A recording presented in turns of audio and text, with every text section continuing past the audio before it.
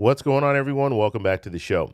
So I told you guys earlier I'm going to do a follow-up video. It's probably later in the afternoon when I post this video. But I want to talk about the interviewer. President Trump was talking about cutting Social Security, but he was asked a question. And the way that they phrased the question, I want to go back to this and talk a little bit about this because there's some misconceptions when it comes to Social Security is compared to discretionary funding and how Social Security is funded. And so we're going to play the clip, just the portion where he's asking the question, and then we're going to take a look at the details and why this interviewer is misled when it comes to Social Security and our national debt. So that's what we're going to focus on in this video. But first off, you guys can do me a favor. Please like the video, subscribe to the channel, hit that little bell notification, and then click all. By clicking all, you'll get notified anytime we post a video.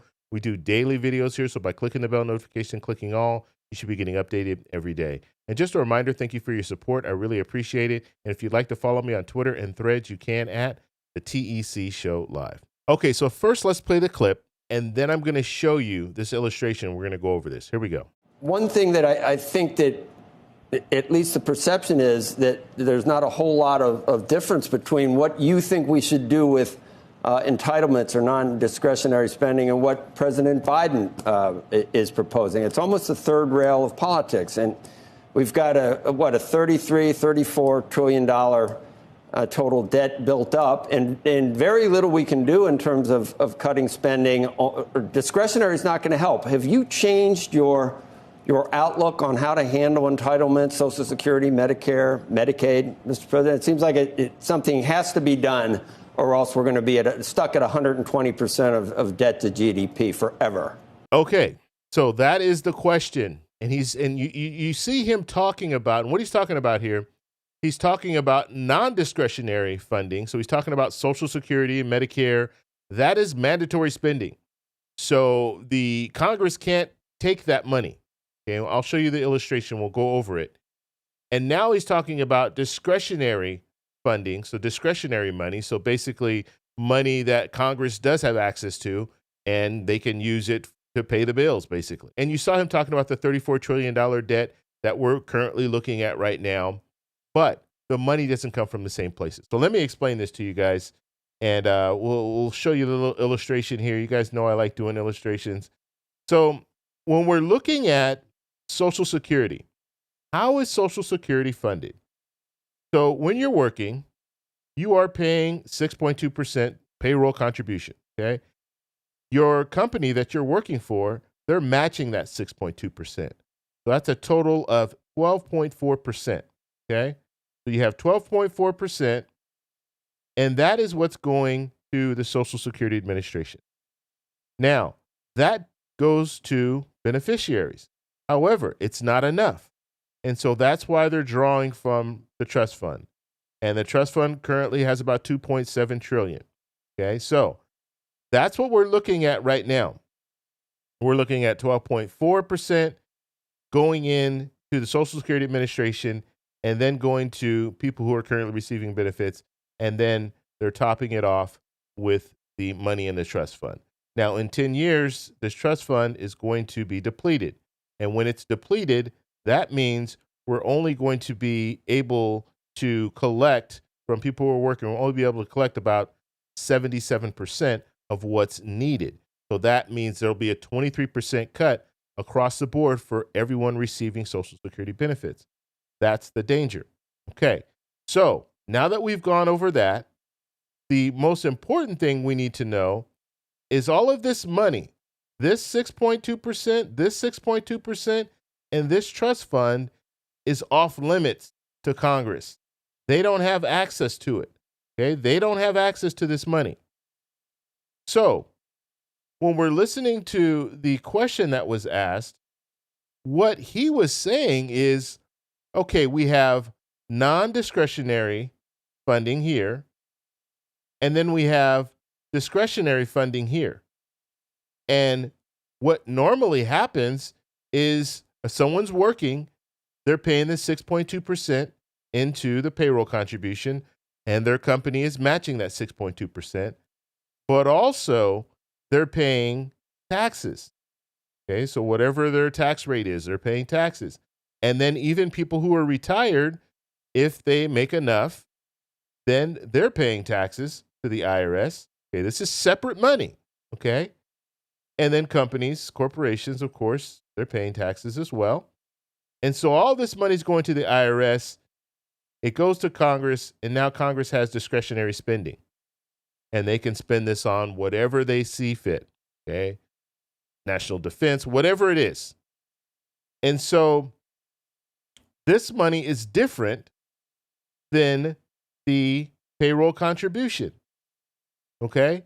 So, what he is talking about doing is he's saying that this discretionary spending that we have, so this money that's coming from the IRS, it's not enough to pay down this debt. And so, guess what? He's asking the president, the former president. So, if you guys didn't see that video, I'll have it linked at the end of this video so you can check that video out so you can see what former President Trump's response was to this. But he's saying, look, we don't have enough money to pay down this $34.46 trillion debt that we're looking at right now. So we need to take money from other places. And guess what? They don't have access to this money right now, but they want money from the Social Security Administration. They want some of this payroll contribution. They want some of this trust fund money. And who is that going to hurt? That's going to hurt the people who are receiving Social Security benefits now and in the future, because you're going to have less money coming into the Social Security Administration. I've even heard politicians talk about this should not be mandatory spending. This should actually be discretionary. Everything should be discretionary. So Congress should be able to control all of the money. And if they want to give a little bit of money to Social Security, they can. If they want to pay for a war, they can. If they want to pay for whatever they want to pay for, all the money should be discretionary. So instead, this 6.2% is going to go, we'll say it goes down to the IRS. 6.2% contribution goes to the IRS. The other 6.2% from the company goes to the IRS. The trust fund, they can get their hands in the trust fund as well. That all goes to the IRS or the Treasury Department, and then it goes straight to Congress, and then Congress can use it as they see fit. You have lawmakers that actually want to do this. They're talking about it along those lines. And that would be deadly to Social Security, obviously. And so it's very interesting just to hear just the interviewer ask that question, and he's kind of saying it like, we don't have another option.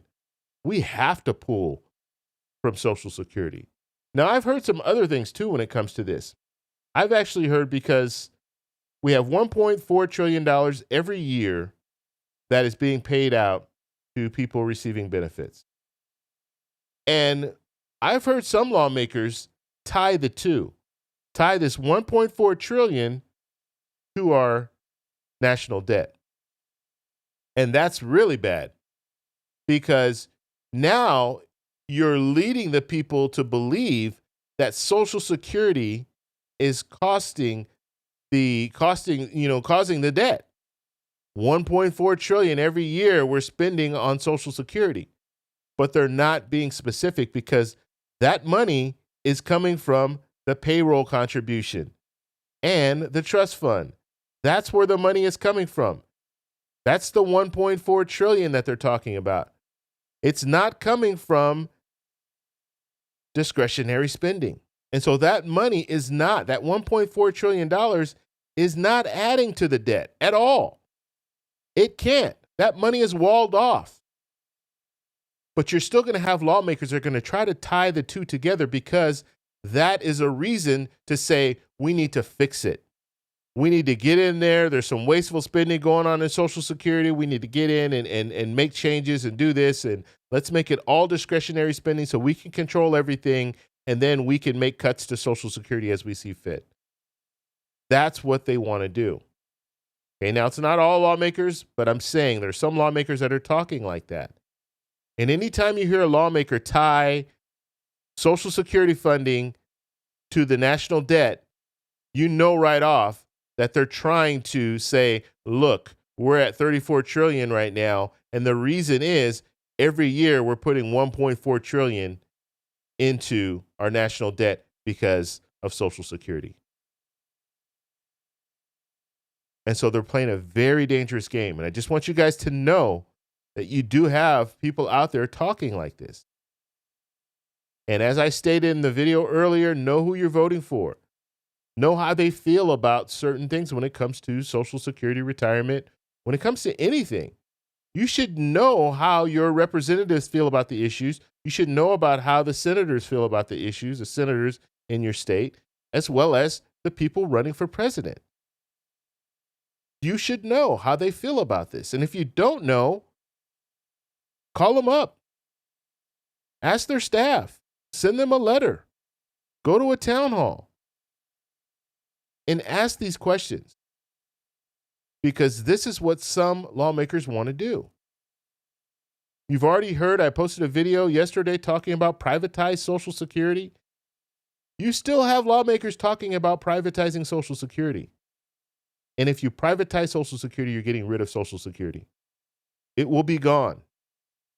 And that money, hopefully people will still be able to receive their benefits if they're currently receiving benefits.